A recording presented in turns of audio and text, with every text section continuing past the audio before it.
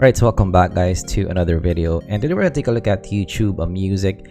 So recently I got into using YouTube Music because it came with my YouTube Premium subscription. So yes, why not use it? And I did use it for quite a while, and I wanted to give you guys my feedback on what I like about it, what I don't like about it, and is it worth it also to subscribe to YouTube Music.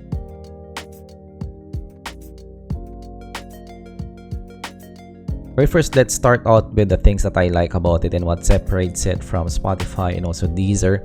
So first is the video capability. So compared to Spotify and Deezer, I believe the YouTube Music app is the most sophisticated in terms of showing video. So it actually shows full video feed. Of course, not all, but there's a lot of music videos available now in YouTube Music. So there's some tight integration with YouTube, so that's why the music videos also transfers as well to YouTube Music. And also with the YouTube Music as well, you can view the videos in landscape form compared to Spotify that you can only view it in the portrait mode configuration. So that's definitely one of the unique selling points of YouTube Music. Number two that I like about it is the YouTube integration. So of course, for both you're using your Google account, your YouTube account. So some subscriptions from your YouTube account will also transfer to your YouTube Music account. So like for me, I follow some guitarists on YouTube. I subscribe to them, and it also transfers as well to YouTube Music. So it will be easier for you to transfer the data and also follow the artists that you like from YouTube to YouTube Music. And for me, I am a big YouTube user. I am a YouTuber, so I have a lot of subscriptions in YouTube, and it's really convenient that I see them as well in my YouTube Music.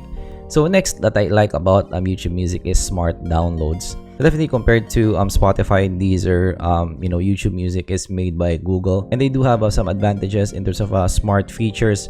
So this is one of them, smart downloads. So basically there's an AI or algorithm that chooses the songs for you, and at the end of the day, when you're connected with Wi-Fi and it's night, it downloads the song, so you can have offline songs in the morning when you go to work. So you don't need to stream them anymore, and that is curated for you via AI. So that's one of the smart features of YouTube Music, and I also used it, and it works like a charm. So it's like a mixtape for you. It shows maybe the usual songs that you're listening to, and also curated for your taste as well. So yeah, I believe that they have their own algorithm in terms of choosing the right song. So that's quite convenient for them to have the smart downloads. Next is number 4. So for me, this is one of the bigger questions when using YouTube Music compared to other streaming services. How are the song selections? So for me, all the songs that I am listening to in Spotify and Deezer, I can also see them in YouTube Music as well. So I didn't have that much issue in finding the songs that I like. But of course, maybe for some people, you may have indie bands that you're following that might not exist in YouTube Music. So it will depend on your albums that you're listening to, the bands that you're listening to. But for me, all the musicians that I'm listening to, I still can see them inside YouTube Music. And of course, yes, I did publish my own songs, and actually the distributors already list all the streaming services, so Spotify, Deezer, and YouTube Music, and other streaming services as well. So it's just one click publish. Usually nowadays, an artist releases a song, it just gets published in all streaming platforms as much as they can, because they want the most reach in their songs.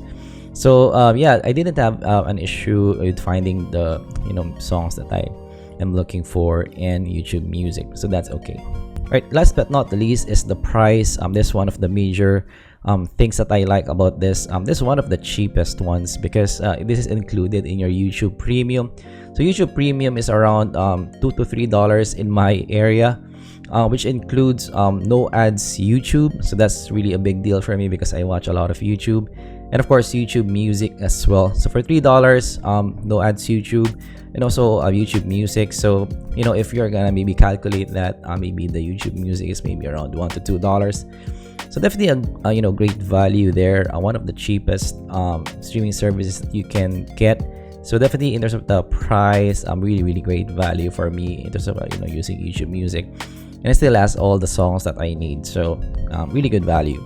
Now, things that I didn't like about YouTube Music. So first, the curation.